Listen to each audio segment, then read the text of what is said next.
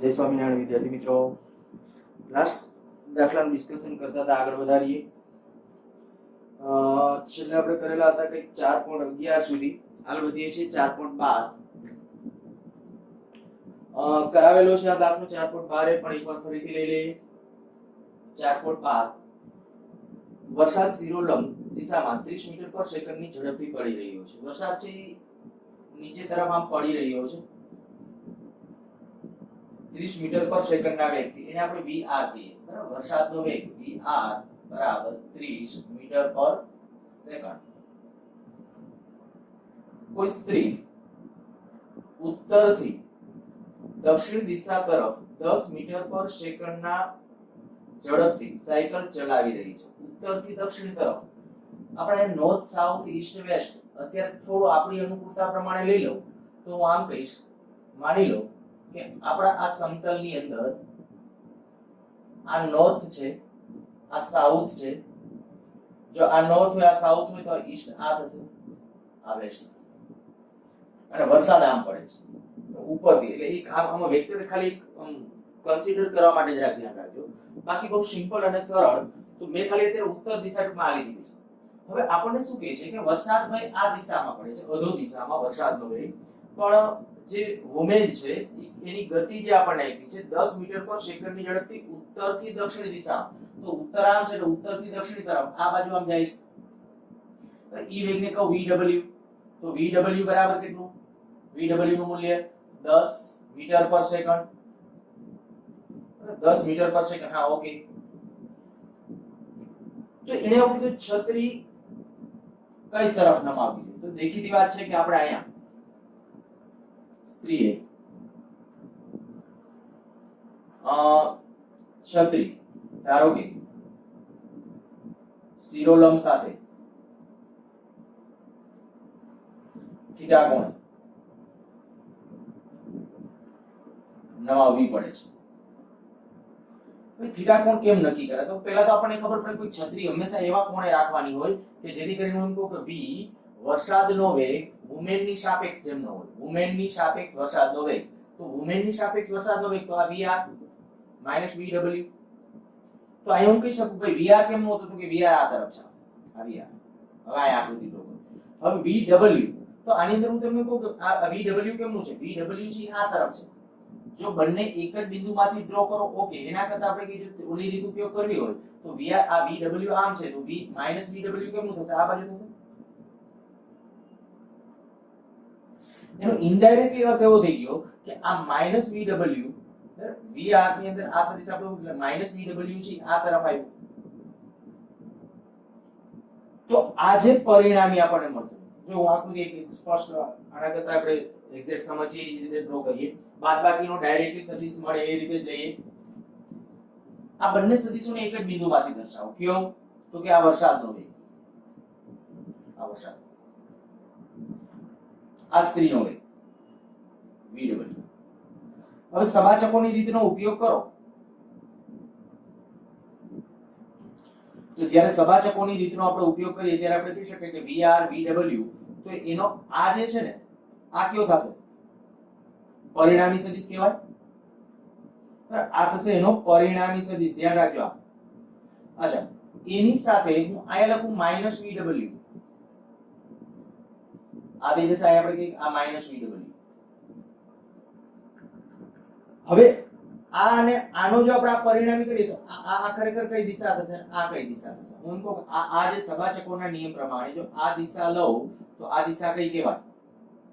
એક દાખલો આપણે ઓલરેડી કરી ગયા છે, તમને ખ્યાલ હોવો જોઈએ. તો આ જે વેગ હશે ખરેખર આ જે વેગ કયો કહેવાય? vr plus vw. આપણે એને જોઈએ તો આપણે તો કયો જોઈએ છે? vr minus vw. તો આપણે કહી શકીએ કે આ vr અને આ માઈનસ vw એનો પરિણામી એટલે આ મળશે. આ એનો પરિણામી થયું. એટલે ખરેખર આ કન્ડિશન જોવાની છે. તો એનો અર્થ કે વરસાદ છે ને આ તરફ પડતા જશે. વરસાદ ખરેખર શિરોલંબ પડતો તો એ આમ ચાલવાની શરૂઆત કરે છે. જે આમ ચાલવાની શરૂઆત કરે એટલે વરસાદ આ મીન્સ કે એને છત્રી જે છે એ કંઈક આ રીતે આમ રાખવી પડે. એટલે આ કહી શકે જો એની શિરોલંબ સાથે એનો કોણ થીટા હોય, શિરોલંબ સાથેનો એનો કોણ આપણે કંઈક આ થીટા તો આ થીટાનું મૂલ્ય નક્કી કરવું હોય તો કે હવે કહી શકાય માટે tan થીટા બરાબર tan થીટા એટલે સામેની બાજુ કેટલી bw છેદમાં પાછળની બાજુ એટલે vr પ્લસ માઈનસ ને આપણે એંગલ જ નક્કી કરવો છે એટલે શિરોલંબ સાથેનો એંગલ. અચ્છા vr નું મૂલ્ય કેટલું તો કે vr આપણને આપ્યો તો 10 ઓલો આપેલો છે 30 તો tan થીટા અર્થાત કે થીટા બરાબર tan ઇન્વર્સ 1/3 આપણો આન્સર. બીજું કશું કઈ આપણે મૂલ્ય પરિણામી વેગ કે એવું કશું નક્કી કરવાનું નથી. માગ્યું હોય કદાચ પરિણામી વેગ તો આનું મૂલ્ય તમને પરિણામી વેગ મૂલ્ય નક્કી કરવું હોય માની લો આના ઉપરથી તો શું આવશે vrw એનો મોડ માનાંક બરાબર શું આવે અંડર રૂટ vr નો સ્ક્વેર પ્લસ vw. પણ આ પૂછ્યું હોય તો જ ખાલી એંગલ જ પૂછ્યો હોય તો એ કઈ કરવાની જરૂર નથી. આ દાખલામાં ભૂલ ન પડી એક ઉદાહરણ આપ્યું હતું પણ ઉદાહરણમાં કે કેવું હતું ત્યારે આપણે કીધું ત્યારે એક સ્ટેશન ઉપર ઊભો છે ને એ વખતે વરસાદ પડે છે અને પવન ફૂંકાવાનું ચાલુ થાય છે. ઈ કન્ડિશન અને આ કન્ડિશન જુદી છે. ત્યાં શું ફેર છે તો કે ત્યાં વરસાદ પડતો બાળક અથવા અવલોકનકાર પોતે ઊભો હતો વરસાદ પડે છે અને એ વખતે પવન ફૂંકાવાનું ચાલુ થાય છે તો ત્યારે આપણે માણસની સાપેક્ષે વરસાદનો વેગ જે દિશામાં હોય એ પરિસ્થિતિ નક્કી કરવાની હતી. અહીં આપણે એ જ કરવાનું છે સ્ત્રીની સાપેક્ષ પણ સ્ત્રી પોતે ગતિમાં છે ફેરે છે તો શું નક્કી કરવાનું છે vrw વુમેનની સાપેક્ષ રેનનો વેગ તો vr bw થાય તો કે vr વેક્ટર આ બાજુ છે પણ vw વેક્ટર તો કે vw આમ છે પણ -vw કેમ નતો કે -vw આમ આવશે તો આ બેનું મારે સરવાળો કરવો સરવાળો આ પરિણામી સદિશ થશે બસ તો એના ઉપરથી આપણે આ નક્કી કર્યું એટલે પરિણામી આપણો આ જે સદિશ છે એ કયો આવ્યો vrw આ હું લખી નાખું એટલે તમે બીજું વિચારો નહીં vrw એ આપણો આ વેક્ટર છે આ નહીં આ તો મેં ખાલી તમને સમજાય એટલે ડ્રો કર્યો છે બે સાથે તો vrw એનું મૂલ્ય આપણા પાસે આવી ગયું vrw નું મૂલ્ય જોઈતું હોય તો આ થશે પણ આપણે tan થીટા જ લખો તો શિરોલંબ સાથેનો કોણ તો tan થીટા આના ઉપરથી તમે મેળવી શકશો. નેક્સ્ટ દાખલો પૂછી નાખું છું આ 4.13 એક વ્યક્તિ સ્થિર પાણીમાં 4 કિલોમીટર પર અવરની ઝડપથી તરી શકે છે. સ્થિર પાણી ટૂંકમાં પાણી શાંત હોય તો એના ઉપર 4 કિલોમીટર પર અવરની ઝડપે તરી શકે છે. નદીનું પાણી 3 કિલોમીટર પર અવરની અચળ ઝડપથી વહી રહ્યું છે. માની લો કે એક નદી છે આ નદી આમાં પાણી વહી રહ્યું છે 3 કિલોમીટર પર અવરની ઝડપે. હું એમ કહી દઉં કે vr મીન્સ કે રેન રિવર અથવા પાણીનો વેગ vw કહીએ આ કયો વેગ છે પાણીનો વેગ બરાબર તો રિવર માટે r રાખી ચાલો રિવર આ સારું રહેશે. નદીમાં પાણીનો વેગ vr એ કેટલો આપ્યો છે 3 કિલોમીટર પર અવર 3 કિલોમીટર પર અવર એટલે માની લો કે આ તરફ રહે છે અને શાંત પાણી હોય તો 4 મીન્સ કે પાણીની સાપેક્ષ 4 કિલોમીટર પર અવરની ઝડપે તરી શકે છે અને વ્યક્તિ આ વહેણને લંબ રૂપે તરવાનો પ્રયત્ન કરે છે. વ્યક્તિ છે ને એ આમ તરવાનો પ્રયત્ન કરે છે એ સતત કોઈ પણ ક્ષણે છે પોતાનો ફેસ આ તરફ રહીને ચાલવાનો ટ્રાય કરે છે બરાબર સતત આ તરફ પણ રિયલ કન્ડિશન શું હશે જો પાણીનો પ્રવાહ આ તરફ હોય એ પ્રવાહ અહીંયા દર્શાવી દઉં છું 3 કિલો આ vr આ વીમેન કે માણસ આ બાજુ ફેસ રાખીને ચાલવાનો ટ્રાય કરે છે પણ આપણને ખબર છે કે ભાઈ એની ગતિમાર્ગ કેવો હશે તો ગતિમાર્ગ છે ને એ આજે સબાચકોના નિયમ પ્રમાણે આનો જે પરિણામી થાય ને એ રીતે હશે મીન્સ કે કોઈ પણ ક્ષણે કદાચ તમે માણસ જોશો ને તો એનું ફેસ ભલે એને માણસ પોતે એવું ફીલ કરતો હશે હું કાંઠા લંબ રૂપે જાઉં છું પણ રિયલમાં એની કઈક ગતિ આવી રીતે આમ હશે જે તે સમયે કન્ટિન્યુઅસલી જાણે કે આવી રીતે આમ જ જતો હશે એનો ફેસ આ તરફ હશે કન્ટિન્યુઅસલી. રકમ આગળ લંબ રૂપે તરવાનો પ્રયત્ન કરતો હોય તો જ્યારે તે નદીના બીજા કિનારે પહોંચે ત્યારે નદીના વહેણ તરફ કેટલે દૂર પહોંચશે નદીનું વહેણ આ બાજુ છે કેટલો દૂર તરફ મીન્સ કે આ શોધવાનું છે અને s કહી દો કે t કહી દો જે કેવું હોય. અચ્છા ઓલા વેગ એકવાર લખી નાખીએ 4 કિલોમીટર પર અવર અને 3 કિલોમીટર પર અવર ની ઝડપથી અને આ વ્યક્તિ વહેણને લંબ રૂપે તરવાનો પ્રયત્ન કરે છે તો જ્યારે નદીના બીજા કિનારે પહોંચશે ત્યારે નદીના વહેણ તરફ કેટલે દૂર જશે. અચ્છા આમાં ડેટાની અંદર છે એક આની પહોળાઈ નદીની પહોળાઈ આપેલી નથી નદીની પહોળાઈ આપવી જરૂરી છે ત્યાર પછી આપણને આ ખબર પડે કેટલે દૂર પહોંચશે. જોઈ લો એક બીજી બુકની અંદર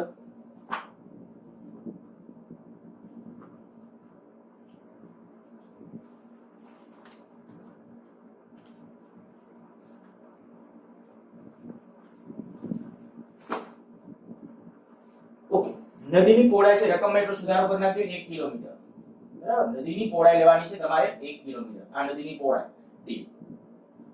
આ પોતે જે વેગથી ગતિ કરે છે ઈ વેગ કયો છે? તો કે vman, માણસનો વેગ.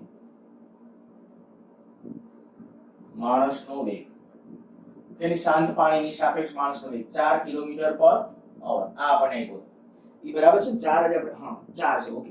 4 કિલોમીટર પર અવર ની ઝડપે ગતિ કરે છે.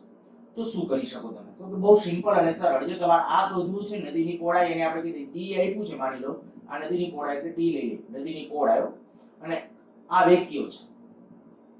આ વેગ કયો? vm. મેં અગાઉ જે તમને પાઠ પાડી દીધા હતા એ પ્રમાણે તમને યાદ આવી જવું જોઈએ. હું એમ કહું કે માણસ છે એ સામે કાંઠે જવા માટે આ રીતે આમ ફેસ રાખીને કરે છે, એ અહીંથી આમ જશે તો આ કયો કિસ્સો છે? ટૂંકામાં ટૂંકા માર્ગ વાળો કે ઓછા સમયમાં નદીને પસાર કરવા વાળો કિસ્સો? તો ઓછા સમયમાં. કારણ કે જો એને ટૂંકા માર્ગે પસાર કરવી તો આમ ચાલવું પડે, આ રીતે આમ કરવું પડે તો એ આમ જાય. એ ટૂંકામાં ટૂંકો માર્ગ થાય, પરિણામે આમ. પણ એ આમ ચાલશે ત્યારે ઓછામાં ઓછો સમય ગયો. એટલે આપણે કે ઓછામાં ઓછો સમય કદાચ મેળવવો હોય તો એ પણ આમાં પૂછી શકાય. બાકી આયે તો સિમ્પલી ખાલી સીધું હું આયે તમને એમ કહું, માની લો કે આ એંગલ છે એ થીટા છે, તો આકૃતિ પરથી સીધું જ આકૃતિ પરથી tan થીટા. tan થીટા બરાબર શું થાય? તો કે tan થીટા એક વખત જો વેગની પરિભાષામાં લખું તો vr/vm, કારણ કે આ vr આટલુંમાં છેદમાં vm, vr/vm બરાબર. tan થીટા જે લખું, tan થીટા એટલે સામેની બાજુ s/d. હવે આ તો તમને યાદ હશે, મેં તમને આવું કીધું હતું કે અંતર લખતા ત્યારે અંતર જ લખવું, અંતર ને વેગ કોઈથી કોમ્બાઈન ન થાય. તો અહીંયા s આપણે નક્કી કરવું છે તો s બરાબર ડાયરેક્ટલી આપણે કહી શકશું vr/vm * d. vr વરસાદ રિવર નો વેગ કેટલો છે? 3.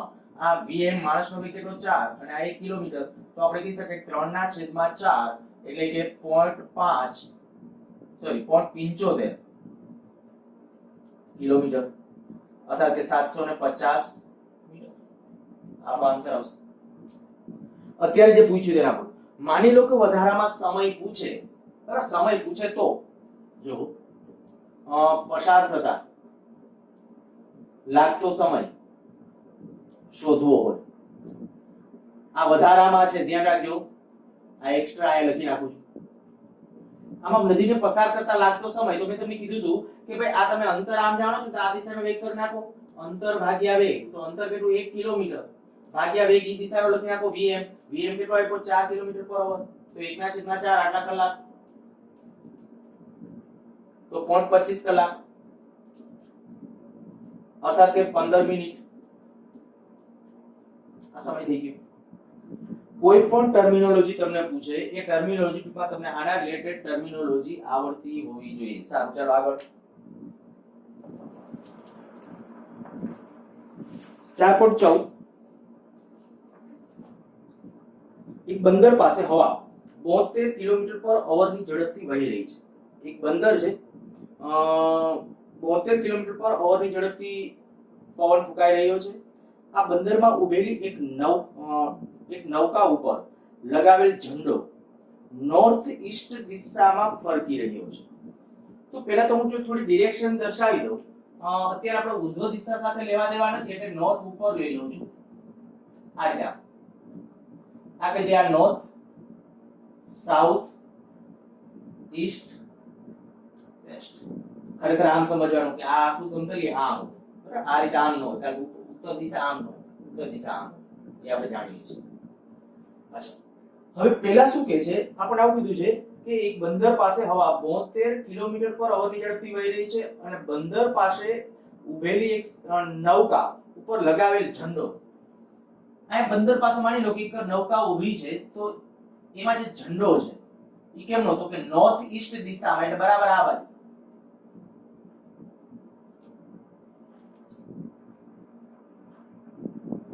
નોર્થ ઈસ્ટ દિશામાં ફરકી રહ્યો છે. જો આ નૌકા ઉત્તર તરફ 51 કિલોમીટર પર અવરની ઝડપે, આ જે પવન છે ફૂંકાઈ રહ્યો છે ને, એને હું અહીંયા કહી દઉં. ચાલો આ v w કો વાઇન્ડ, પવનનો વેગ vw, બરાબર? વાઇન્ડ કેટલો છે? 72 કિલોમીટર પર અવર.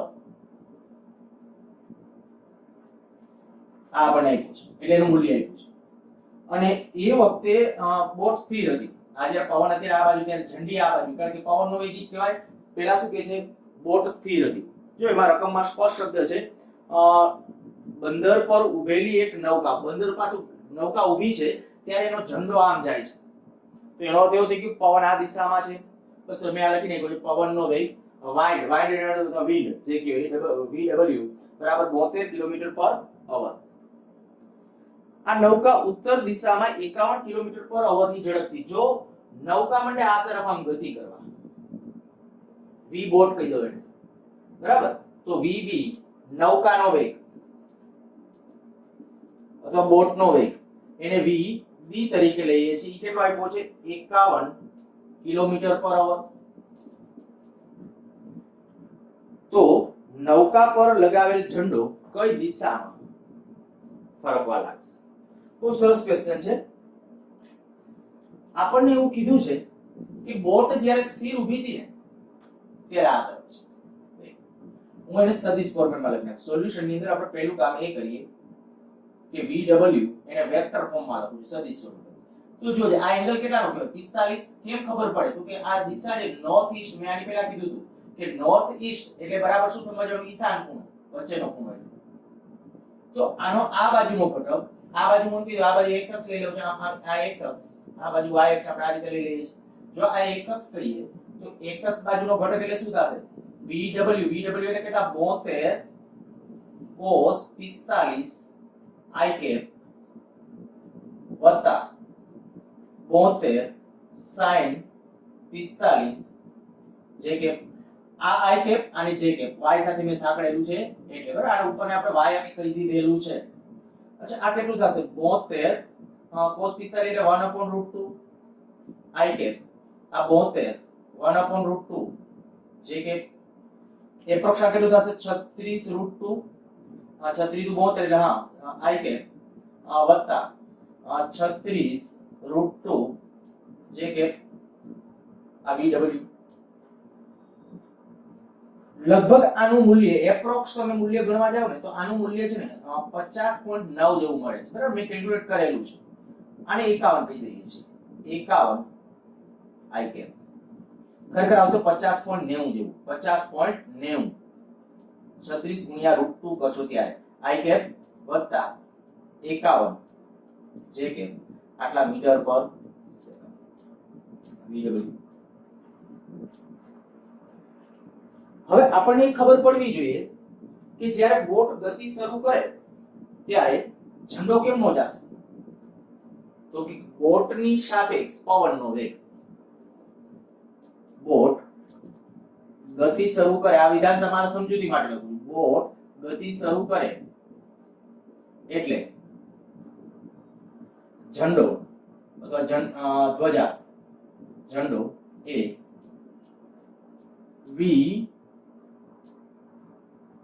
VWB બોટની સાપેક્ષ વાઇન્ડના વેગ ની દિશામાં હશે હવે આ તો સમજાય જવું જોઈએ દેખીતી વાત હોય પવન જેમનો હોય એમનો ઝંડો ફંગોળાય પણ હવે બોટમાં અવલોકનકાર હોય તો બોટની સાપેક્ષ પવન જેમનો હોય એમનો ફંગોળાય તો આ દેખીતી વાત થઈ કે કોઈ બોટ ગતિ શરૂ કરે એટલે ઝંડો કઈ દિશામાં જશે VWB તો કે VWB જો એને મારે વેક્ટર ફોર્મમાં લખો તો શું લખાય VW VB ચાલો આ શું છે 51 i cap વત્તા 51 j cap અને માઈનસ VB બોટનો વેગ મારે વેક્ટર ફોર્મમાં લખવો છે આ બોટનો વેગ જો હું સદિશ સ્વરૂપે લખી રાખું તો બોટનો વેગ કેમ ઉત્તર દિશા એટલે i cap તો આ લખાય 51 i cap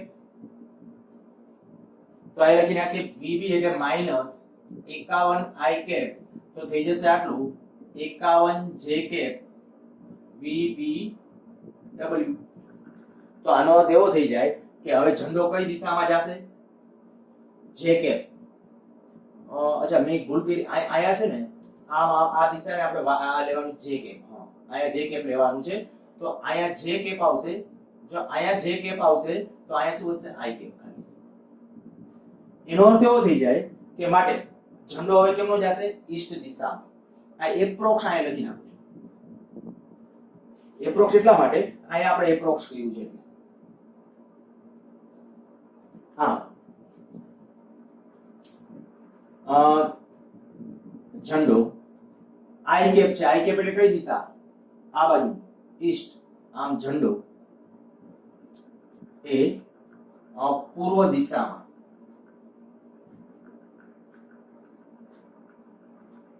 અંગોળા દોરશે. ઝંડો એ પૂર્વ દિશામાં દર્શાવે, તો પૂર્વ દિશા દર્શાવે છે. એ જે શબ્દ પછી તમને અનુકૂળ લાગે એ લખી શકો છો ત્યાં, પણ પૂર્વ દિશા તરફ હશે. મીન્સ કે ઝંડો છે એ આ તરફ હશે. આ તમને કીધું દર્પણની અંદર જૂના દર્પણ હતી એમાં તો ભૂલ હતી, કદાચ નવા દર્પણ તમે લીધી હોય અને એની અંદર આવ્યું હોય કેલ્ક્યુલેશન તો વાત જુદી છે. નહીં એમાં એક ડિરેક્શન જુદી લઈ કીધી, બરાબર? ડિરેક્શન જુદી લઈ. છેલ્લે સુધીનું કેલ્ક્યુલેશન બધું કંઈક સાચું જ હતું. જૂની હું કહું છું આગલા વર્ષવાળી દર્પણ હતી એની અંદર. એટલે હું કદાચ પીડીએફ મોકલીશ તો બની શકે કદાચ એની અંદર કઈ રીતે આ જ રીતે હોઈ શકે, આ રીતે જે તમે કહું છો એ પ્રમાણે. પણ જે કોઈ હોય સાચી દિશા આ છે, સાચી દિશા છે એ આ છે.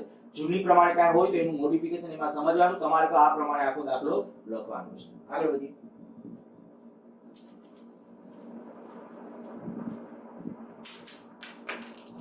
ચાર પોઈન્ટ 15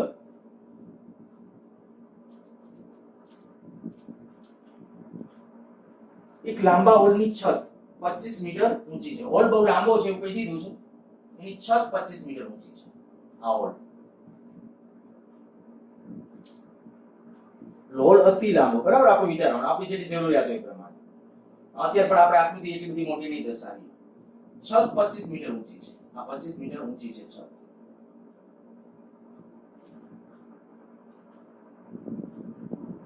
ચાલીસ મીટર પર સેકન્ડની ઝડપથી ફેંકવામાં આવેલ દડો છતને અથડાયા વગર પસાર થઈ શકે ત્યારે અહીંથી જ્યારે તમે દડાને માની લો કે અહીંથી આપણે કોઈ એક બિંદુ અહીંથી ખૂણામાંથી ફેંકો એમ નહીં, ગમે ત્યાંથી ફેંકો, પણ અહીંથી આમ કરીને આમ અડાડો ત્યારે જે વધુ આમ કીધું આમ જોઈએ એટલો ઓલ પોળો જોઈએ એટલો છો, એ મુંજાવાનું નથી. આપણે 40 મીટર પર સેકન્ડની ઝડપથી ફેંકવામાં આવે એટલે અહીંથી જ્યારે 40 મીટર પર સેકન્ડના વેગથી આપણે કોઈ પદાર્થને આપણે ફેંકીએ છીએ માની લો એટલે અહીંયા પડે છે. આ વધુ આ ડિસ્ટન્સ કેટલું અથવા આર કહી દઈએ, આર શોધવું છે, આને રેન્જ કહેવાય, બરાબર?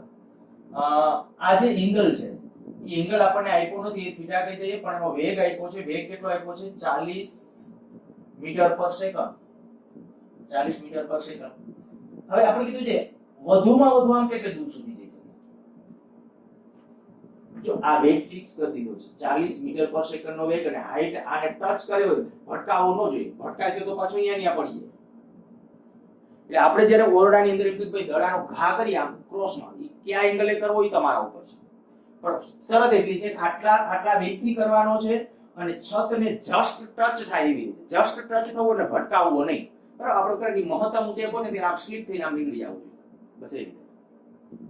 તો એ કન્ડિશન જોઈએ છે તો હું સૌથી પહેલા તો આપણે કે મહત્તમ ઊંચાઈનું આપણું સૂત્ર લખીએ કે આ છે મહત્તમ હાઈટ કહેવાય, આ કહેવાય એ છે.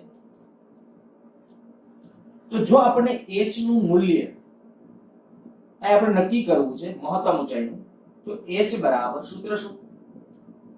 v0 વર્ગ sin વર્ગ થીટા અપોન 2g. આ સમીકરણો યાદ હોવા જોઈએ. v0 વર્ગ sin વર્ગ થીટા અપોન 2g. h કેટલું? તો કે h એટલે 25 મીટર, v0 એટલે 40 નો વર્ગ, 40 નો વર્ગ sin વર્ગ થીટા, અને હું અત્યારે g તરીકે છે 10 લઈ લઉં છું, બરાબર? 9.8 અમે NCERT ના બધા દાખલાઓમાં 9.8 લેવું જોઈએ.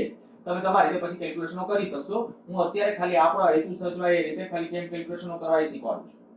તો sin વર્ગ બરાબર 20 એટલે એક તો કેન્સલ છે, 40 ગુણ્યા 2 એટલે આ 80 આવશે.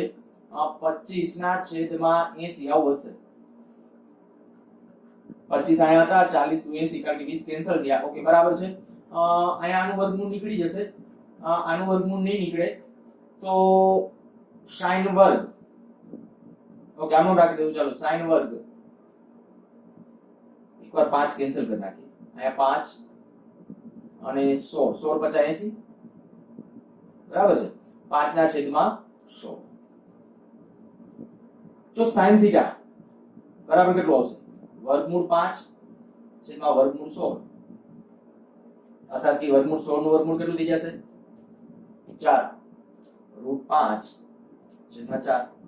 હવે તમારે અવધિ રેન્જ ગણવી છે તો હું એમ કહું કે ભાઈ આપણે જો r નું મૂલ્ય નક્કી કરો તો r નું સૂત્ર શું છે v0 વર્ગ sin 2θ upon g.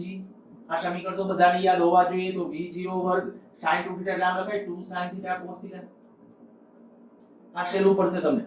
થીટા તમે આના ઉપરથી ફાઇન્ડ આઉટ કરવો હોય તો કરી શકો પણ એ પ્રોસેસ લાંબી પડે એના કરતા આ પ્રોસેસ ફોલો કરાય.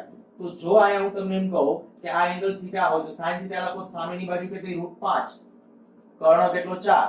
તો હવે આપણે કહી શકીએ આ બાજુનું માપ કેટલું માટે આ બાજુનું તો આ શું થશે 4 નો વર્ગ 16 16 માંથી 5 બાદ કરો 16 માંથી 5 બાદ કરો એટલે 11 તો √11 આ મૂલ્ય થઈ ગયું √11. તો cos θ લખો હું તો cos θ બરાબર કેટલું થઈ જશે cos θ એટલે કહી શકાય પાસેની બાજુ છેદમાં કર્ણ એટલે 4 √11 ના છેદમાં 4. બસ આ બધી કિંમતો મૂકી દો. v0 નું વેલ્યુ કેટલી તો કે 40 40 નો વર્ગ ગુણ્યા 2 ગુણ્યા sin θ sin θ ની વેલ્યુ કેટલી √5 ના છેદમાં 4 cos θ ની વેલ્યુ કેટલી √11 ના છેદમાં 4 અને એના છેદમાં g ની વેલ્યુ આપણે મેં કીધું 10. તમે પછી 9.8 લઈને કેલ્ક્યુલેટરમાં કેલ્ક્યુલેશન કરવું હોય તો કરી શકશો. વૈધાનિક રીતે એક 0 આ કેન્સલ થઈ જશે એટલે 4 4 4 4 16 એટલે 160 ગુણ્યા 2 ભાગ્યા 16 ગુણ્યા વર્ગમૂળ 55. જોજો કઈ સાદુરૂપ હોય તો પાછા ચેક કરી લેજો. 10 એક મેં કેન્સલ કરી નાખ્યા છે 160 ગુણ્યા 2 √55 અને 4 4 16 બરાબર છે. તો આ કહી શકે કે અહીંયા જે 10 એટલે 10 અહીંયા વધશે 10 વધશે તો 10 દુ 20 20 √55 આ જે આન્સર આવી પછી કેલ્ક્યુલેટર ની અંદર સાદુરૂપ આપી દેજો એટલે આટલા મૂલ્ય છે એ તમારી ત્યાં રેન્જ થશે. મેં કીધું મેં કેલ્ક્યુલેટર વિના કર્યો છે એટલે આ રીતે અને જનરલી નીટ માં કે એમાં હશે ત્યારે આવી જ રીતે આન્સર માની આ કેલ્ક્યુલેશન આ રીતે ટેવ રાખવી બરાબર જેમ દર્પણમાં ઠપકાયું હોય. અને હા એમાં શું હશે બધામાં નેચરલ સાઇન ને એવું જોવા ટ્રાય કરી હશે. નેચરલ સાઇન જુઓ એના ઉપરથી થીટા મેળવી લ્યો થીટા મળી જાય પછી આ સૂત્રમાં થીટાની વેલ્યુ મૂકો પાછો નેચરલ સાઇન જોવો પડે પછી ફાઇનલી આન્સર મળે. અને મેં કીધું આપણે નેચરલ સાઇન ના ઉપયોગ વિના ડાયરેક્ટલી અહીંયા આપણે સીધો એના ઉપરથી આન્સર લખી નાખ્યો છે. નેક્સ્ટ ત્યાર પછી 4.16 છે એ મેં કરાવી દીધો છે જ્યારે પ્રક્ષિપ્ત ગતિવાળા ટોપિક હતા ત્યારે. ત્યાર પછી 4.17 કરાવી દીધો. હમણાં પ્રવેગની જ્યારે વાત કરતા ત્યારે 25 સેકન્ડમાં 14 પરિભ્રમણો 80 મીટર લાંબા દોરડાને છેડે કરાવી દીધો છે. આ જોઈ લેજો. ત્યાર પછી 4.18 એક વિમાન 900 કિલોમીટર પર અવરની ઝડપથી ઉડી રહ્યું છે અને 1 કિલોમીટર ત્રિજ્યાનું સમક્ષિતિજ વર્તુળ બનાવે છે. તેના કેન્દ્રગામી પ્રવેગ આ કરી નાખ્યો છે આપણે 900 કિલોમીટર પર અવર એની ઝડપથી અને 1 કિલોમીટર ત્રિજ્યાનું વર્તુળ બનાવે છે. તો કેન્દ્રગામી પ્રવેગ એનો ગુરુત્વ પ્રવેગ આરે સરખામણી આપણે કે કયો તો બેનો ગુણોત્તર લીધો તો કરાવી દીધો છે આ દાખલો. નેક્સ્ટ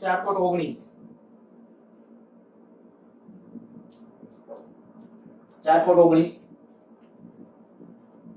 નીચે આપેલા વિધાનોને ધ્યાનથી વાંચો અને કારણ સહિત દર્શાવો કે તે સાચા છે કે ખોટા. પહેલું વર્તુળ ગતિમાં કોઈ પણ કણનો ચોખ્ખો પ્રવેગ હંમેશા વર્તુળ પથની ત્રિજ્યાની દિશામાં કેન્દ્ર તરફ હોય છે. વિધાન ફરીથી વાંચું છું. પહેલો મુદ્દો જે કીધો છે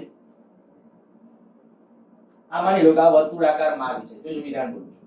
વર્તુળ ગતિમાં કોઈ પણ કણનો કોઈ વર્તુળાકાર માર્ગે કણ ગતિ કરતો હોય તો એ કણનો ચોખ્ખો પ્રવેગ એ હંમેશા આ તરફ હોય કેન્દ્ર તરફ હોય છે. સ્ટેટમેન્ટ આવું કીધું પથની ત્રિજ્યાની દિશામાં કેન્દ્ર તરફ હોય છે એટલે પ્રવેગ આમ નો હોય. સાચું ખોટું? ચોખ્ખો પ્રવેગ કીધો છે એટલે ખોટું. કેન્દ્રગામી પ્રવેગ હોય તો સાચું. કારણ કે મેં દાખલો એક બીજો તમને એડિશનલ એક્સરસાઇઝ નો કરાવ્યો તો તમને યાદ હશે બરાબર. આયા આપણે બે પ્રયોગ કારણ કે જો સ્પીડ વધઘટ થાય નિયમિત વર્તુળમય ગતિ માટે સાચું છે. એને જે સ્ટેટમેન્ટ કીધું છે આપણે એક પહેલા એ માર્ક કરીને લખી નાખીએ કે નિયમિત વર્તુળમય ગતિ માટે સાચું છે પરંતુ તે વ્યાપક નથી. તે વર્તુળમય ગતિ માટે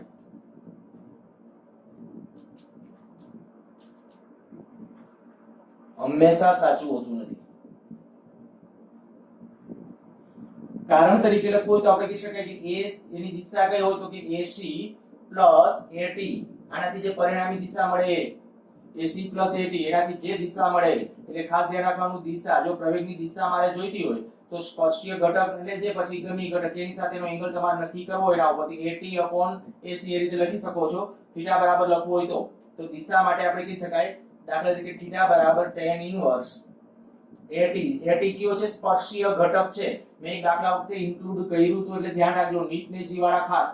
એટલે હંમેશા આપણે કહી શકાય આની જે દિશા હશે એ કેમની હશે તો કે આપણે કહી શકાય કે જે આ કેની સાથે x અક્ષ મીન્સ કે આપણા માટે કહીએ તો કે જે ત્રિજ્યા છે ને ત્રિજ્યા સાથે આટલો કોણ બનાવતી દિશામાં હશે. સારું, ચાલો નેક્સ્ટ બીજો પોઈન્ટ એમાં આ પેલો પોઈન્ટ હતો કોઈ બિંદુ પાસે કણનો વેગ હંમેશા તે બિંદુ પાસેના પથની દિશામાં દોરેલા સ્પર્શકની દિશામાં હોય છે. સાચું છે. કોઈ પણ બિંદુ પાસે ગમે ગતિ હોય, માની લો કે હું આવું કહી દઉં આ ગતિ છે અથવા તો માની લો કે આવી ગતિ છે, આ ગતિ છે, આ પદાર્થ આમ ગતિ કરે છે તો આપણે એમ કહીએ કે કોઈ પણ બિંદુ પાસે કણનો વેગ, હું આ બિંદુ પાસે વિચાર કરું અહીંયા વેગ કેમ ન હોય તો કે એમ કહે છે કે પથની દિશામાં એટલે જે પથ છે એની દિશામાં દોરેલો સ્પર્શક અહીંયા હોય તો આ બાજુ, અહીંયા હોય તો વેગ આ બાજુ, અહીંયા હોય તો વેગ આ બાજુ, તો આ કહી શકાય આ વેગ, એટલે કહી શકાય આપેલ વિધાન સાચું છે.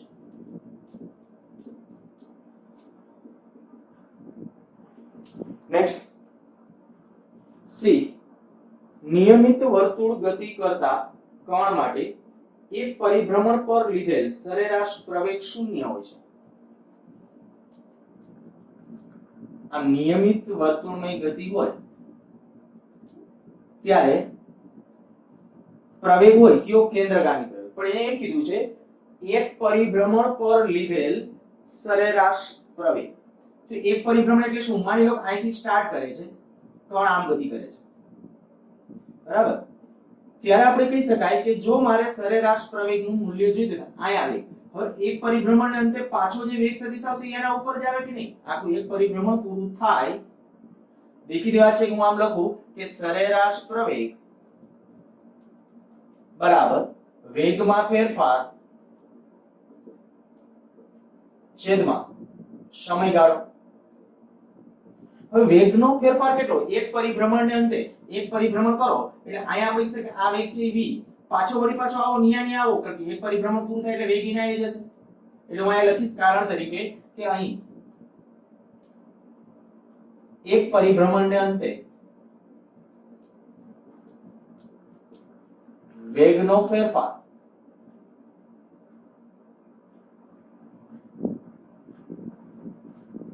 ફેરફાર શૂન્ય થશે માટે સરેરાશ પ્રવેગ બરાબર 0. આ તે જ આન્સર. નેક્સ્ટ હવે થોડાક દાખલા બાકી છે. ઓકે, એક દાખલો લઈ લઈએ. ચાલો, દાખલા નંબર 4.20 કરાવેલો છે. તમને હોમવર્કમાં આપ્યો તમે 4.20 આર આપ્યો છે વેગ અને પ્રવેગ અને 2 સેકન્ડને તે વેગનું માન 21 કરાવ્યો છે, 4.21 કરાવ્યું છે, બરાબર? 4.22 જુઓ. ચાલો 4.22 બે દાખલાઓ ખૂબ સરસ છે, 4.21 અને 4.20. એક્ઝામની દ્રષ્ટિએ પણ બહુ ધ્યાનમાં રાખવા. ચાલો 4.22 આઈ કેપ તથા જે કેપ અનુક્રમે x અક્ષ અને y અક્ષ પરના એકમ સદિશો છે. તો I cap plus J cap અને I cap minus J cap ના મૂલ્યો અને દિશા કઈ હશે? પહેલા તો આ નક્કી કરીએ. I cap plus J cap અને I cap minus J cap એ કઈ વેક્ટર આપણે કીધું છે? I cap plus J cap. આના બરાબર એ ધારી લો, એ બરાબર આ ધારો અને b બરાબર I cap minus J cap ધારો. આ ધારી લીધું છે. આ બે આપણે ધારી લીધું, આના બરાબર એ ધારી લીધું. હવે આપણે કહીએ કે એનું મૂલ્ય અને દિશા, તો આપણે કહી શકાય કે a નું મૂલ્ય કેમ નક્કી કરાય આવડે છે. એનું મૂલ્ય બરાબર શું થાય? વર્ગમૂળમાં આના ઘટકનો વર્ગ x ઘટકનો વર્ગ એટલે 1 નો સ્ક્વેર વત્તા 1 નો સ્ક્વેર, તો કેટલું આવશે? વર્ગમૂળ 2 એકમ. દિશા માટે શું કહેશો? તો કે દિશા માટે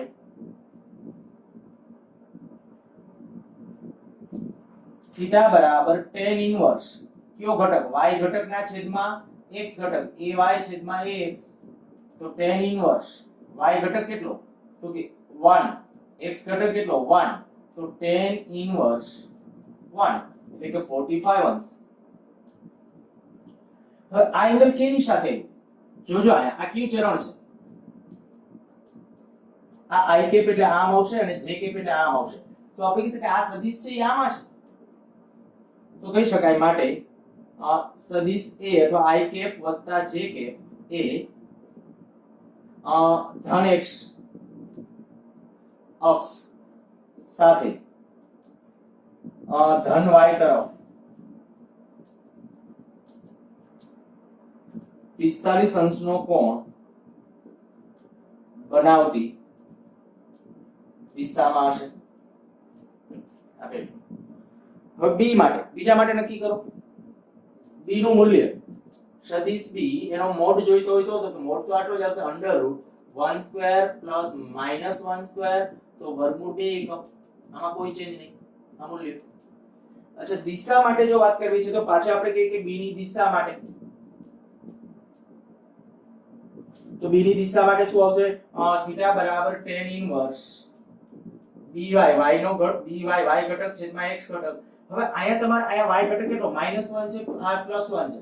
હવે મેં તમને કીધું હતું ન લખો ચાલે એ તમારા અર્થઘટન માટે તમારે ધ્યાન રાખવાનું 1/1 તો i 45 અંશ પણ આ કોણ કેની સાથે અરે xy સમતલ જ્યારે આપણે વિચારીએ છીએ આ i કેપ છે આ j કેપ છે તો આ જુઓ આ કયું છે i કેપ અને -j કેપ એટલે આ જે આ થશે આ થશે 45 અને આમાં શું હતું i કેપ અને j કેપ એટલે 45 પણ આ 45 નું ફેર આ કેમ ખબર પડી ફરીથી બોલું છું i cap plus j cap i cap આમ છે j કેપ આમ હોય એટલે આ સદિશ છે એ સદિશ છે ને એ આમ આવેલો કહેવાય પણ b સદિશ કેમ હોય i કેપ પ્લસ છે j કેપ માઈનસ છે i કેપ પ્લસ છે j કેપ માઈનસ એટલે નીચે હોય તો આપણે કહી શકીએ આ બાજુ એટલે આ 45 આમ લખો અધરવાઇઝ આ એંગલ લખો વિષમઘડી ટોટલ.